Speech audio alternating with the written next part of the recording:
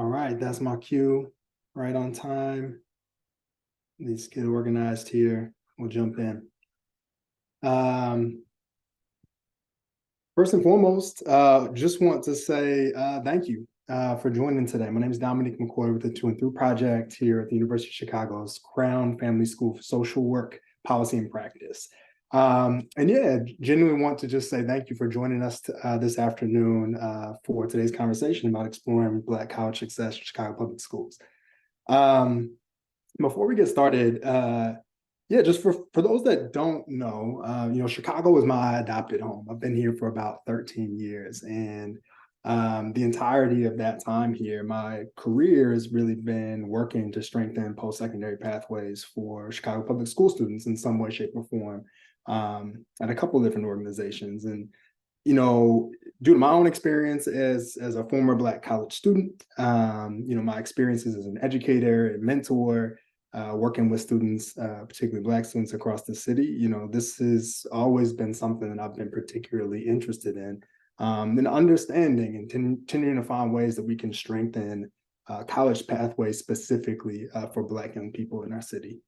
And so I'm particularly excited about today's opportunity to really center these students' experiences and to be in conversation with you all eventually. So first and foremost, again, just thank you for joining. I'm working off the assumption that if you're on this call, you share this interest. You care about young people, you care about Black young people in the city, and are committed to also continue to figure out ways that we can better support these students. So we're excited to have you here. We're excited to be in conversation with you today. In a lot of ways, my personal interest and curiosity around this topic is what led me to the To&Through Project. And so let me go ahead and pull up my slides. But wanted to just create an opportunity, if we have folks that may be new, just to share a little bit about our work. And so the To&Through Project, we really like to think of our work through this lens of data for inquiry and impact. And we do that work in a variety of ways, but in a lot of ways, a lot of our work is really organized around a couple of key beliefs around data that I think are going to be really important for today. First, that when it comes to changing complex, inequitable systems in education, it's incredibly difficult to change what we can't see. And more importantly, we believe strongly that when it comes to leading systems change in education space or any policy areas, really, we believe that having accessible, qualitative, and quantitative data in the hands of educators, parents, leaders across the city can be an incredibly powerful tool to organize strategic responses to inequitable outcomes, and to go about the work of understanding what we need to do differently as adults to help change conditions for young people. In a lot of ways, that's what a lot of our work really centers around. We do that in a couple of different ways, but one that I think is particularly relevant for today's conversation is some of the work that we do around our annual Attainment of Chicago Public School Students report that we publish in collaboration with our colleagues at the U Chicago Consortium on School Research. So this is an annual report that we produce that provides kind of an update on how we are doing as a city, right? Really as a Chicago education system, how we're doing in providing accessible and successful college pathways for CPS students. And as part of this report, recognizing that the path to college completion is incredibly complex and involves, a variety of factors, and involves for students and families navigating across multiple institutions. We publish, as part of this report, what we like to call a post-secondary attainment index, to provide us with somewhat of a projected measure of what future outcomes may be on a year-to-year basis if nothing changes. And one of the key findings that came out of our last PI report that was published back in October was that based off of current rates, right? If we do the kind of thought experiment that we use in the report of thinking about 100 ninth graders that start in CPS this past fall, we would expect, based off current rates, that 30 would earn a college credential by the time that they're 25, if nothing changed, right? So what we like to do to kind of walk people through that, right? How we get to that 30 is we take, again, thinking about 100 ninth graders. We would layer on what the current graduation rate is that we're seeing in the district, 84%. So we would expect 84 of those students to graduate from high school. Of those graduates, we would expect 40 of those students to enroll in a 4-year college, 14 to enroll in a 2-year college or community college. And of those enrollees, we would expect 30, right, to complete a college credential or certificate within the next 10 years. This is a really important measure that we like to follow on a year-to-year basis. Again, most importantly, because we think this can be a really motivating number for us as a system to think about what are the different opportunities to try to affect some of these different rates and change outcomes for young people. And so as part of that report, another key finding, we usually publish a PAI, or Post-Secondary Attainment Index, disaggregated by race and gender for a variety of different student groups in CPS. For this report, I've aggregated both our male and female Black students' PAIs and wanted to kind of share this as a little bit of framing for today's conversation. So when we look at the Post-Secondary Attainment Index for Black students in CPS and using this kind of same thought experiment, if we took 100 Black ninth graders starting in CPS today, we would actually expect 17, compared to that 30 that we talked about earlier, would earn a college degree, a college credential by the time they were 25, if current rates changed, right? So again, walking through kind of current rates, we would see, thinking about 100 ninth graders, 80 we would expect to graduate from high school based off of current rates of high school graduation. We would expect 33 to enroll in a bachelor's degree institution, and 8 to enroll in a community college. And of those students, again, we would expect 17. I think a really important question, I think why we believe that the PAI can be a really important number to watch on a year-to-year basis, again, is to this last piece of the statement, right? This is a projection. This does not have to be true. And actually, historically, one thing that's been really exciting is that past versions of this metric that we've published, once we've had enough time to kind of see outcomes, we found that these numbers historically have not come true. We've been able to change some of these projections for the better, right? We're seeing more students. And so I think that's a really central question for today's presentation, right? And something that I really want us to spend some time talking about when we get the opportunity is, what can we do, right? And I'll explain kind of the we in a little bit, but to ensure that this projection does not become reality, both for, all CPS students and that 30 number that we talked about earlier, but particularly today, really focusing in on Black students and making sure that this projection of 17 Black students out of 100 is not a number that becomes reality. So what are we going to do today? What I would like to do, we're going to attempt to do, is we're going to spend a little bit of time. I'm going to share some data. I'm going to walk us through kind of each of those critical milestones on the pathway to college completion. High school graduation for Black students, college enrollment for Black students, and college completion for Black students.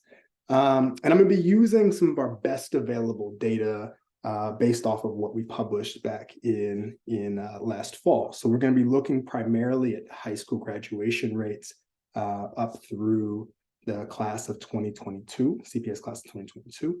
Be looking at college enrollment rates for the class of 2022. And we'll be looking at college completion rates for the class of 2015, right? Looking at 6-year college completion rates for that class, the best available data we have. And I'm hoping that we can kind of try to do two things as we walk through some of this data, kind of force ourselves to hold two truths in our heads at the same time. One, that Black college success does happen in our city every single year. And I think it's important to really try to dive in and understand what that looks like. And at the same time, that there is still an incredible amount of work that needs to happen to ensure that our college pathways are following through on the promise that we make to thousands of Black students and families that are currently navigating these post-secondary systems. Once we get a chance to do that, or I guess as a part of that, really, I'm going to be pulling a lot, kind of two different data sources. One, the majority is going to be based off of publicly available data that we have on resources like our To&Through Milestones tool. And I saw some questions in the Q&A about this. We will be sending out to attendees. There will be a recording that will be sent out. But there'll also be a deck that has links to the tool. And we're hoping that this can also spark a little bit of your own investigation. The tool, for those that aren't familiar, provides publicly available data on CPS student outcomes through a variety of different lenses. And I think the ones that'll be most useful for today is that you can look at all of these outcomes by every high school in the city. You can also look at it by every community area where CPS students live. Disaggregated into different views of looking at, like race or gender, GPAs, and a lot of what you would like to explore. And I think part of the hope for today is that, this is not this ending point of a conversation. We're hoping that, for all of you, you can have continued opportunities to explore the experiences of Black students that you work with, that you care about, either in the high schools that you serve, or community areas that you live in or that you work with. And we're really hoping that this data can serve as a resource, right? Similarly to us, help us kind of identify what are some of the wonderings, what are the questions that would be worth continuing to figure out to hopefully try to provide us with a little bit more information around how we can better support particularly Black students in our city. And then the last piece, and I really think this is actually the main goal. My goal is to finish up in about the next 30 minutes and really try to repurpose the rest of the time that we have, both the 15 minutes of this webinar, but also for many of you who RSVP'd, you should have gotten an invite to a separate Zoom room that we're hoping to transition this conversation over. We'll give you an opportunity to meet your colleagues that are on this call, meet other people that are interested in this topic, and hoping to create some space we can make meaning of some of this data in community together. I'm particularly excited about that because that will provide me an opportunity to stop speaking to myself into the ether. And so I really look forward to actually seeing your faces and engaging in discussion with you all. And we'll share a little bit more about that once we get closer to the end. I think it's important to note too, this what we're not gonna do today, partly because we're talking about an incredibly complex topic. And I think the two main pieces I wanted to share is that I am not going to be able to share the full story or capture the full experience of Black students navigating college pathways today or any day using descriptive data. A lot of what we're going to be looking at is quantitative data, descriptive data, right? And I think something that we try to be really clear about here at To&Through is that, we believe strongly that that data can provide us with a really good sense of kind of the who, what, where, and when it comes to what students are experiencing. But often that's going to leave out that critical why.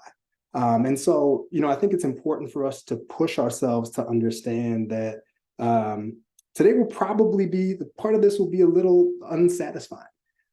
We are not going to fix anything or any of this today or through conversation, but we're hoping that this can continue to strengthen existing conversations, can hopefully spark ideas, collaboration that we can continue to build off of to improve outcomes for Black students in our district. A couple more pieces of context. I pulled this from our To&Through equity stance, and I think a really important note to make about today is that none of the outcomes or data that we see can be separated from the context of segregation and racist education policies that have existed and currently still affect the outcomes for all students, but particularly Black students in Chicago. I think it is really also important to note that fundamentally, I want to make sure it's really clear that any of this data that we're looking at today is not a reflection of students' abilities, motivations, interests in college in a lot of ways, but rather a really, I think, clear look at systemic impacts that is affecting, or the effects of some of this context that I'm alluding to right here. Partly for sake of time, I'm not going to spend a ton of time diving into exactly what that history is, but I would like to share some resources following this presentation. Definitely like to spend time in our discussion today for us all to highlight what has been the impact and how are the legacy of inequitable policy still affecting students and Black students and families in our city, particularly as we start thinking through solutions. On that note, I think one really important piece of one of those effects that I think we're seeing that is going to impact some of these numbers that we're looking at today is that it's important to note that currently we are really witnessing, in many ways, a push out of Black families in the city of Chicago. Some have called it kind of a reverse Great Migration. Because we have lost a significant portion of Black residents for a variety of reasons, including safety, cost of living, and education. And I wanted to pull in some great work that's been done, our partners over at Kids First that have been looking into this issue and the effects that it's been having on Chicago public schools. And I think there's two really important findings that we need to keep in mind as we're taking in any of the data we're looking at today. One, that there was 85,000 fewer Black residents in Chicago in 2020 compared to 10 years prior when the Black population was the largest racial group in the city. Additionally, when we look at the impact that's had on Chicago public schools, decline in enrollment, it's a significant factor among many of the decline that we've seen shown in the graph here. And a particular call out that I think is really important to note for this conversation today is that a finding from their work was that for every 10 school-aged Black children who leave the city, 8 of them are likely to have been CPS students, right? So we are seeing in real time a real change in population being served, and one that has really been driven in a lot of ways by the effects of segregation that exist in this city, that is going to be overhanging all of the conversation that we're talking about today. Last piece of context I want to share, just for folks that may not be aware, is I think it's also really important to note is that when we talk about the local Chicago post-secondary landscape, there really is a rich history of prioritizing post-secondary success and college success. It's one that's really been led by Chicago public schools. And I think the willingness that we've seen from the district that they cannot and do not want to do this alone, right? And I think it's been evidenced by partnerships like the one that we have with Chicago public schools, but also it's really been evidenced by this ecosystem, or some call exoskeleton, that is really developed around the district of organizations, both at a community level, citywide level, in the middle grade space, through high school, through college, that have really been focused on making sure that we can continue to strengthen pathways, particularly college pathways, for Chicago public school students. One of my favorite parts of my job is that I get the opportunity to work with a lot of probably you all who are on the call coming from these organizations. We get a chance to see great work that's being done to support CPS students, and the great work that we get a chance to see is happening at the district and within schools and with counselors. And I think we really have come a long way in trying to build a landscape where CPS graduates are coming with support and resources that really have started to help change the narrative around what's possible around college success in a large urban district. Chicago does exist as really one of a national model in a lot of ways around some of the progress that we've seen. And I really have been really encouraged in a lot of ways, and we'll talk about this a little bit later, as we've continued to see both this partnership between this ecosystem the district can develop, but also partnerships with our local college system, which we have a very robust college system that we've seen increased interest, willingness to support, attract, and make sure that we're helping CPS students complete college. So I think that's also important context here, right? Is that none of this is happening in a vacuum. While there's definitely work that still needs to be done, this is building and continuing to build off work that's happening in real time to try to strengthen these pathways.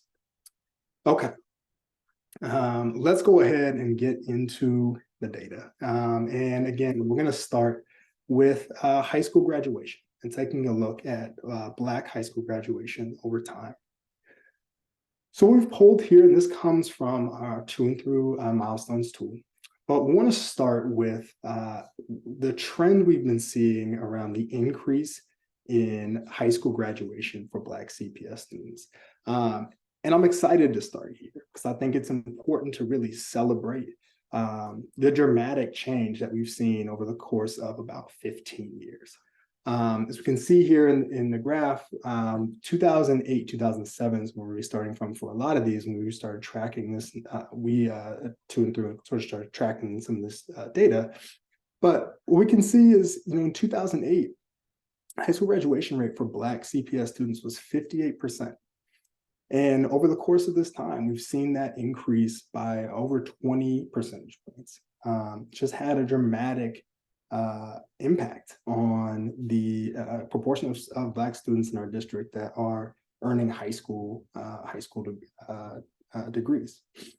And I think it is, I'm excited to start with this because I think it also really highlights an example of what is possible, what has historically been possible in our district, that these trends of low graduation rates across the district for a long time were sometimes the norm. And there's been a lot of concerted effort to make sure that we are strengthening these high school pathways so that we have more students that are in a place to even really explore college options or other post-secondary pathways.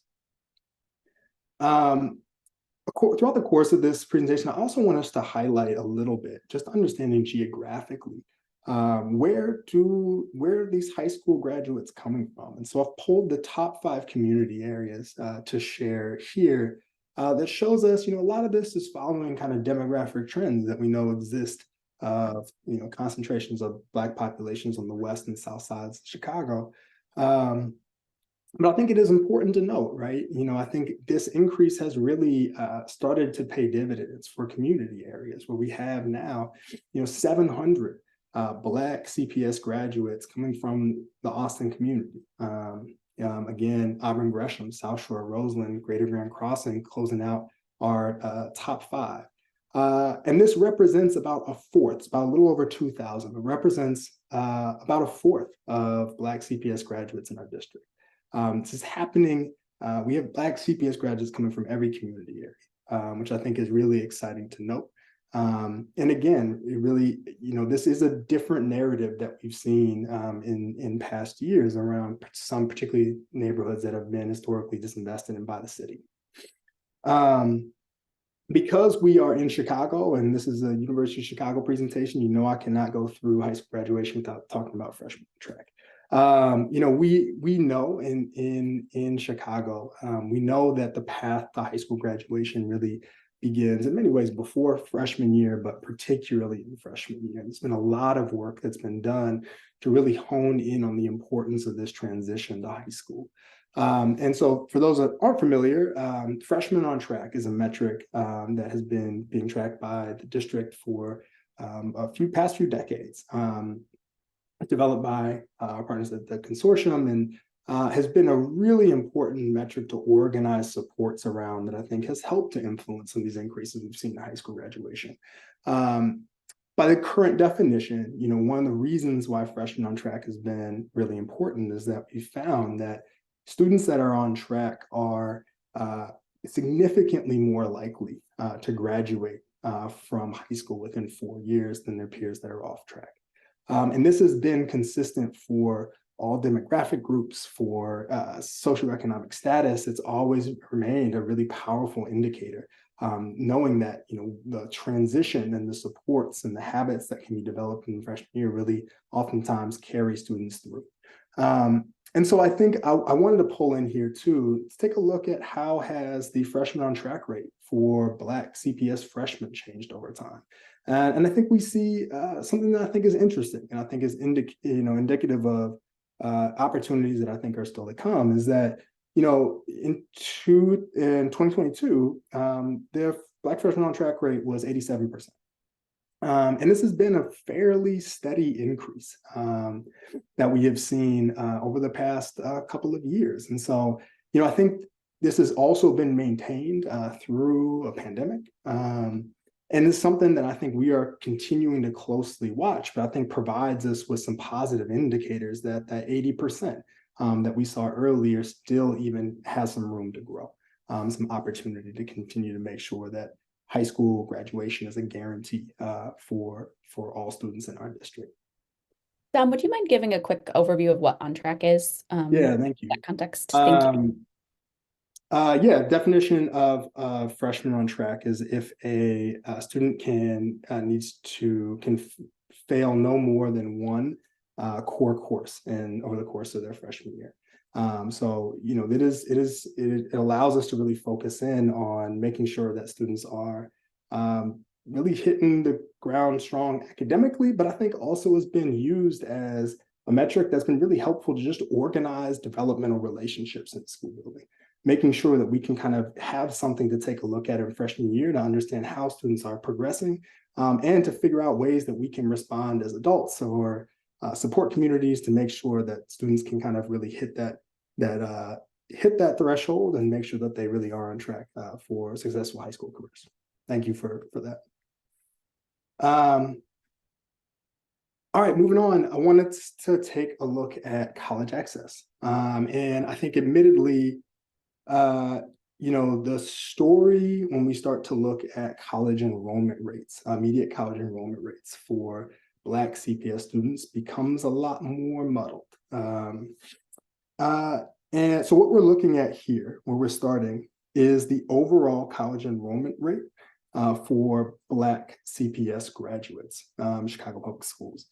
This does include, we'll talk about this in a moment, but both enrollments at bachelor's degree serving institutions and community colleges.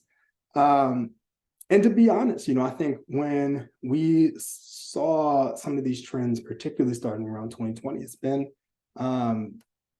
disheartening in some ways, to see that, after a peak in 2011, we've seen this fairly steady decline in some ways around college enrollment for Black students. That's really actually put us back in the same place where we started when we started tracking this metric of around 50%. And while, I think that, that's important to note, I think it is also kind of worth complicating when we start to understand what's been really driving some of these declines as an opportunity for us to continue to think about what are the opportunities to really focus on Black college enrollment. So what I've done here is I've actually separated out enrollments by institution type.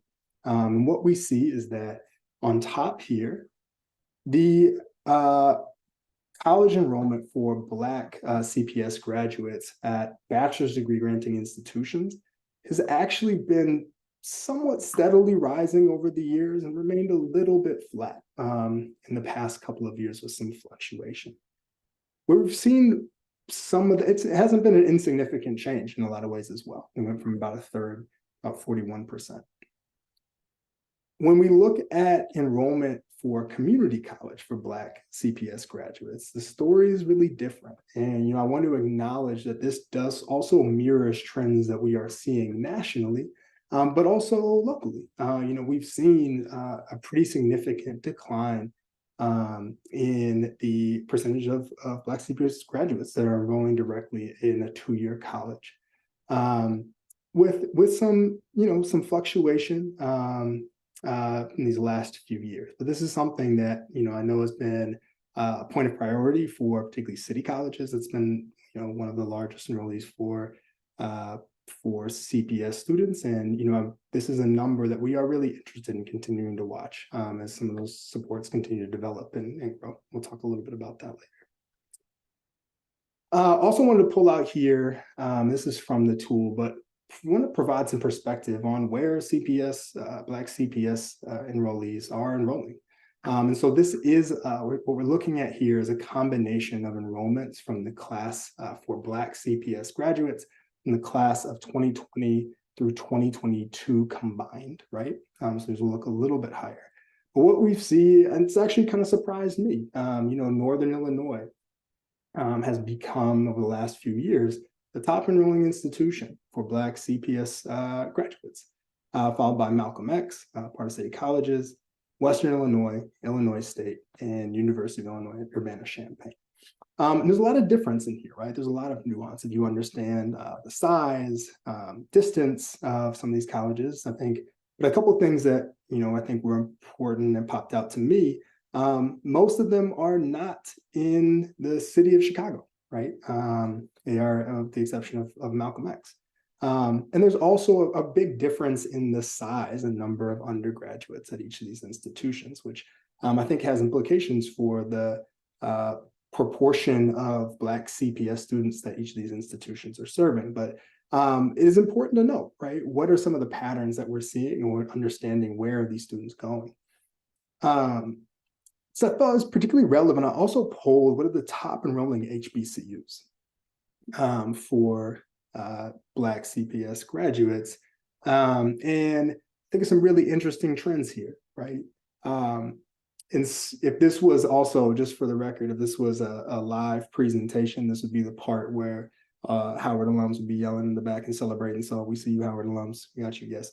But that is the top enrolling HBCU for CPS grads. And, I think in a lot of ways, this is still relatively low for CPS, Black CPS students. And, I think this is a combination of factors, but we'll touch on a little bit later. But, I think this is in some ways too an example, just to name it, of I think a past over reliance in a lot of ways of quantitative data. I think for a long time in the district, there was a really, and there still is, and I think it's important to note, but focus on solely institutional grad rates. And I think for a lot of HBCUs, knowing the history of being under-resourced by federal government, and populations served and unique challenges that may be faced by their students, is that we've seen sometimes lower graduation rates by those students. And, I think we didn't always take into context the appropriate context that I think is needed to really interpret that. And I think that sometimes that has led to lower enrollment rates at HBCUs, but it's a trend that I see changing across the district, right? I think, one, because our students made it abundantly clear that they need opportunities to be a part of campuses that fully see them. I think we've really made clear that there are unique supports that students, particularly Black students, can take advantage of in HBCUs that don't exist at other institutions, that I think are a really critical part of continuing to see this pathway exist. And nationally, HBCUs still remain the biggest driver of Black college success, right, across the country. I think another important thing to note is that we don't actually have any HBCUs in Illinois, right? These are all out-of-state options for our students, which add in complexities of travel, of transitioning between across states. But we do have some options, and I did that are different. I think it's important to call out Chicago State, which has since 2008, I think, been considered, had the federal designation of being a PBI, or predominantly Black institution, which does come with different types of federal funding and opportunities, and has been historically one of the largest producers of Black college graduates in the city of Chicago. And so, I'm really encouraged by the work that's been happening at the HBCU level, also particularly local here at Chicago State, that I think I'm hopeful will also start to have more of an impact on where students are enrolling as well. Again, wanted to highlight, where do these college enrollees live when they graduate from high school? And again, we see a really similar trends to what we saw with high school graduation, not terribly surprisingly, but I think this provides a really interesting opportunity to continue to think about proximity, proximity of support specifically, and understanding, what are the supports that exist in Austin that are helping to support college enrollees as they navigate their unique college pathways. What are some of the pathways that exist with local institutions at a community level? And this is work that we've been exploring for the last couple of years. And I know there's been community-based organizations that have been looking into this and doing this work even longer than that. And so I'm also curious to continue to understand, what are the patterns of geography that really are also happening when we look at college enrollment, and what are the opportunities to align supports at a community level to really make sure that we can start to try to interrupt some of these, unique barriers that may exist for students in different communities. Okay, so I want to close this out by taking a look at college completion.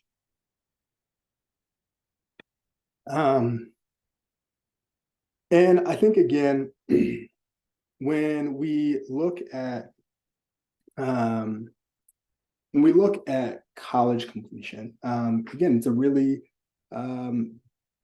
complex story, right? We know this is the accumulation of a variety of factors, but when we look at rates, starting in 2013, or for the class of 2007 high school graduates, the rate of college completion was 35%.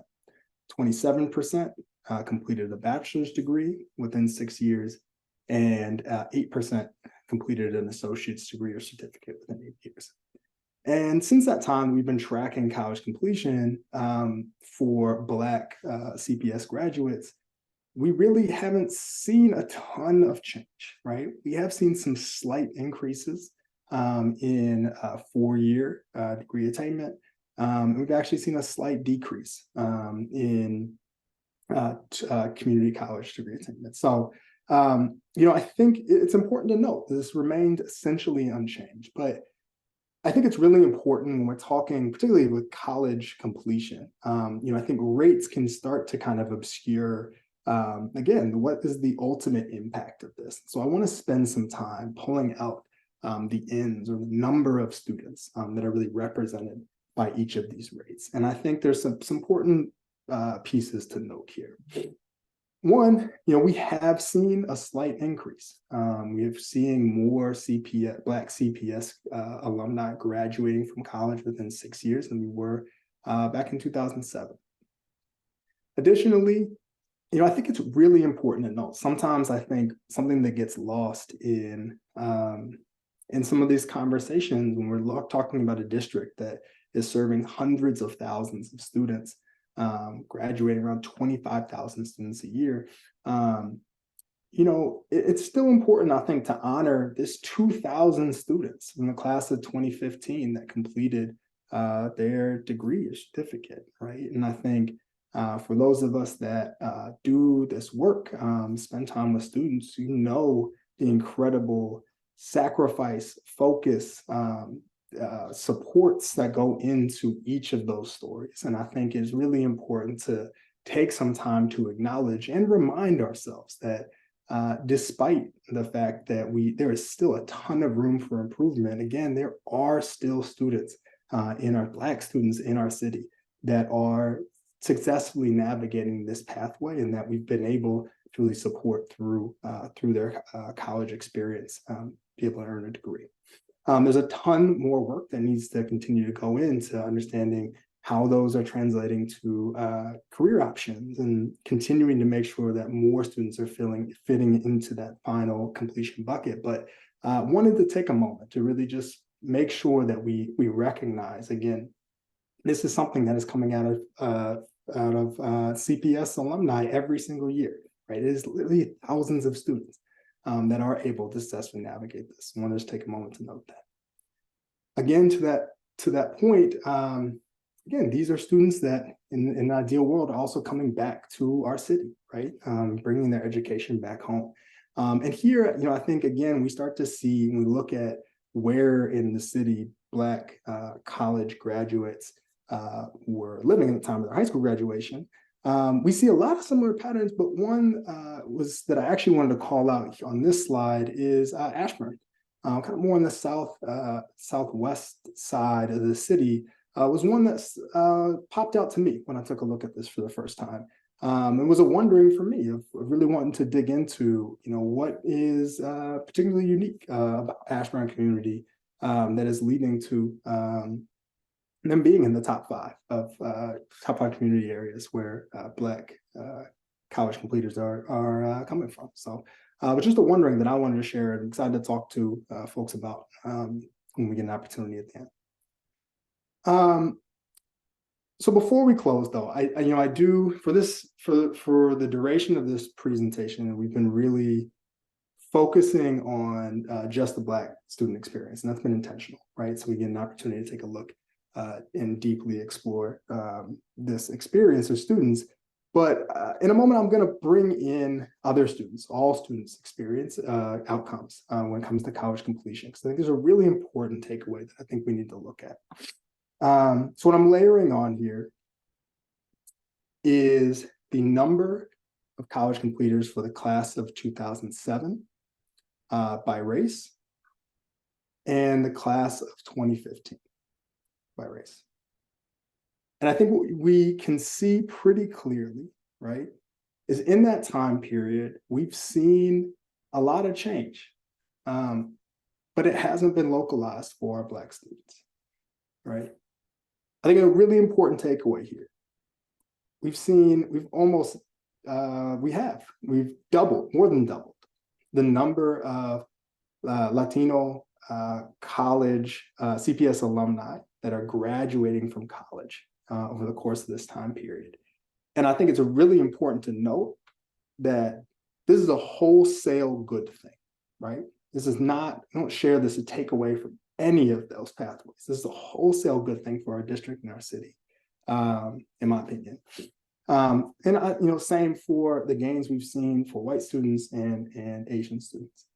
But to me, it also really highlights that despite all of the change, all of the work that has gone in, it's really important to note that we still are not solving for the unique challenges and barriers that are facing Black students in our district and in college pathways. Our supports have not been able to insulate them from not being able to realize or from not being able to realize their goals of college completion. And so I think this really stood out to me. This was something that I think really is pushing me to continue to think about how do we really think about equitable supports? How do we really truly understand what are the barriers that students are facing, not just in their educational experience, but in their lives that are getting in the way of helping to see these growth and gains that we've been seeing for other students that we serve in the district. I think also important thing that came up here is, again, we think about population loss that we talked about earlier. There could be I think came up for me when I was looking at this the first time is this just attributed to changes in population? And I think that is some of the story here, right? I think that's we can't discount that. But what I want to take a look at here, so this is actually just localizing, taking the bar on the right. So we're just looking at the class of 2015 college completers by race. And what I've pulled out here is the percentage of each group, some of the larger groups that we have, the makeup, the proportion that makes up this total cohort. And what we see is Black students make up 28% of college completers, the class of 2015. Latino students make up 43%. White students make up 16%, and our Asian Pacific Islander students make up 9% of college completers for that class. And so what we did, we wanted to go back in time and take a look at what did that class look like at the time of high school graduation. And I think something really interesting pops out. So again, we're kind of going back in time. This is the same cohort of students looking at their high school graduation proportions 6 years earlier, right? And what we see is for Black students, right? They actually were making up 42% of that high school class. Latino students made up 43% of that high school class. White students were 9%, and our Asian Pacific Islander students were 5%. Again, this is a really complicated graph to look at, because there's two things we need to know here. Something incredible has happened, in the sense that Latino students, this has been, a population that historically also has not been served great by our college systems, right? And there's been a lot of challenges that I think we've been able to highlight and continue to try to solve for. And one piece of progress that's been happening is that when we look at the rates of college completers for that group, we actually are seeing fairly proportional representation in the cohort of students that are finishing. And to me, we are not seeing that same representation for Black students. And I think for me, this really underscores, right, when we talk about truly equitable supports, that we really need to continue to try to target the unique conditions and experiences that are getting in the way of college success. I think, again, this is a lot. This is a lot that we're running through quickly. And so, I want to pause there in a lot of ways and really try to start to transition to our conversation in a little bit of time here. But a couple key points. I just want to kind of do a couple of key takeaways. Again, when we look at some of the data, high school graduation, right? We have seen some pretty significant increases for Black students in our district. When it comes to college enrollment, that it is, the story is mixed, right? We've seen some real kind of diverging pathways when it comes to 4-year college enrollment and 2-year college enrollment. And then again, this last piece, despite significant gains for other CPS student groups since 2007, college completion rate and the number of Black CPS students has remained almost unchanged, right? Which to me is really, again, pushing us to really think about what is it that we need to do differently to better support and meet the needs of these students. In a moment, we're going to be putting in the Zoom room. We're going to open up some conversation. We want us to try to do a couple things, right? This is just some of my interpretations. Would love to start thinking and hearing from you all. What resonates? What doesn't? What questions or wonderings popped up for you? What do you remain curious about? What do you disagree with? And, I would like to also try to spend some time having a conversation around what is each of our individual and organizational opportunities to impact Black student high school and college outcomes at a citywide level. In a lot of ways, this is shared responsibility. I really truly believe that we have opportunities, each of us have opportunities to really impact the experiences of Black students. And, I really would love to hear, what are we doing? What's some of the work that is already happening? How are we approaching this work? And what do you want to learn more about yourself? And then finally, what gives you hope? And before we go, I am going to try to actually answer that last question, just from my perspective. Which is a couple quick points. Is when I think of what gives me hope, and I am optimistic about outcomes and our continued opportunity to be able to change outcomes for students. But a couple key things have been giving me hope, particularly lately. One, we actually go back to the conversation about investments in HBCUs, and I think the necessary kind of reframing around the importance of HBCUs for our country, but particularly for Black students and Black college completion. It's been really exciting to see continued investment, trying to start chip away at some of these historic funding disparities that have existed between HBCUs and more predominantly white institutions. And I think particularly two that I want to call out is, earlier this fall, there was a $2.7 billion investment from the federal government targeted for HBCUs.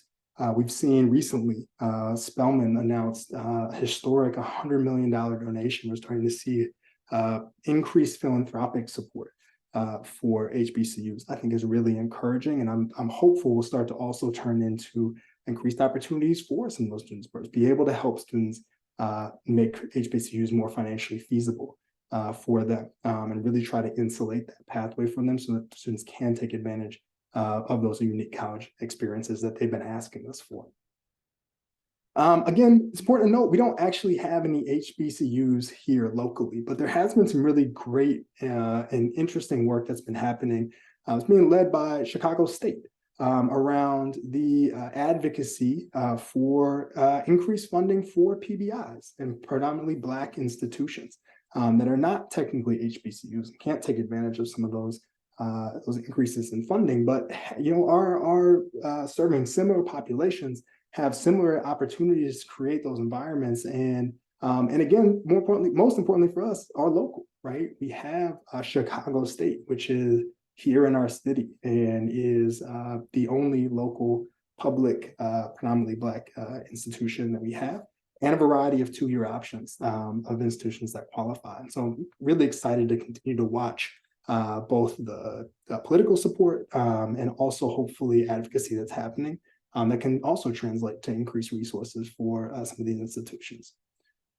Similarly, it gives me hope that we're not the only people working on this. And I really wanted to point people to a report that's actually also organized by Equity Working Group, organized by Chicago State in 2021, where they published a really great look into Black student access and success in Illinois higher education. And I really push, we'll send this out in the resources as well, but I think this report does a really good job of digging into some of that why, and really trying to help us really articulate and understand what are some of the unique barriers facing Black college enrollment and completion for Black Illinois students, and leaves us with some really, I think, thoughtful pushes of where we can continue to try to insulate that pathway for our Black students. So we'll definitely make sure we get a chance to share that out. I'll also be remiss if I didn't talk, I think it's important for us to really remember that the outcomes, particularly the college completion outcomes that we were just looking at, were for the class, there's the CPS graduating class of 2015. So I graduated from high school in 2015. And I think it's really important to note a really difficult thing, something that frustrates me deeply doing this work, is that, particularly from the lens of data, is that college completion is a lagging indicator. It takes time. We have to give students time to complete their degrees.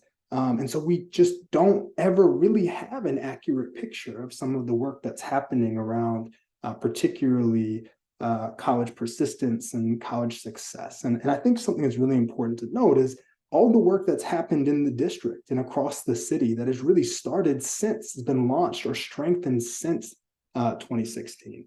Partnerships like the Chicago Roadmap between Chicago Public Schools and city colleges, CPS College Compact that's organizing institutions around how we can better support CPS students. CPS has launched alumni supports, direct admissions, expanded early college credentials. Learn, Plan, Succeed, our graduation requirement, requiring a post-secondary plan. I think has really gone a long way in helping us really build intentionality around all pathways for students.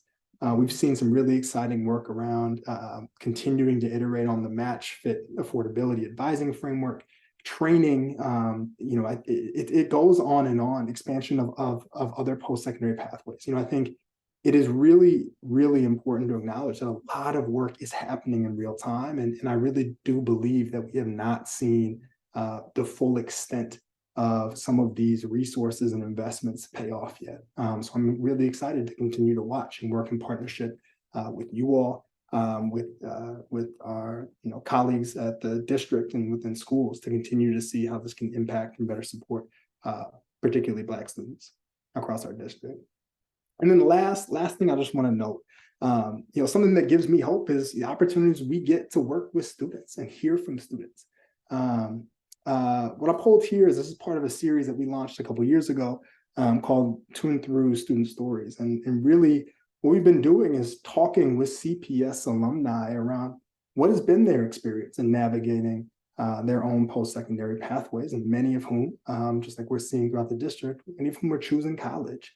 And to me, I think getting an opportunity to interact with students, see their passions, see their hopes, see them continue to use this kind of developmental opportunity to figure out who they are, what they want to do, reach new experiences, is what gives me hope in a lot of ways. And I think for those of us that don't always have opportunities to interact with students, really push us to read these stories. They include our students' pushes around what they need, what are their unique experiences that can help us continue to make sure that we're building stronger pathways for them. And in a lot of ways, these are the experts, right? There's pieces of my experience that maybe, I can kind of, maybe do resonate with what they've experienced, but there's a lot that hasn't, right? I'm not from Chicago. I haven't experienced the pandemic, right? These are students that really are living this in real time. And I think in a lot of ways hold a lot of expertise around what we need to continue to do differently to better support them. So I'm continually excited about the opportunities to continue to interact and listen from students, and always make a push to make sure that we try to find opportunities for all of us to do that within our work. Okay, that is it. I took too much time. We still got 30 minutes. I'm really excited again to stop talking, one, but move into conversation. And so in a moment, I think we are going to be sharing our Zoom link that is in the chat. Feel free, for those that are able, please feel free to hop over there, and would love to continue this conversation. If you're not able, we will be sending out a recording. We will be sending out those resources again. Thank you so much for joining. And last, I just want to say a thank you to particularly the To&Through team for helping me pull this presentation together. And also, I got to say a thank you to my wife, Stephanie Arias, who saved you all by going through this presentation with me and watching some horrible versions of it so we can get to something hopefully decent. So thank you, Steph. Thank you all. We are just incredibly appreciative for you all joining us and joining the conversation. And we're excited to keep the conversation going in the other Zoom room. So we will keep this open for a few minutes. Feel free to hop over using the link in the chat for those that are able, and we will be seeing you soon.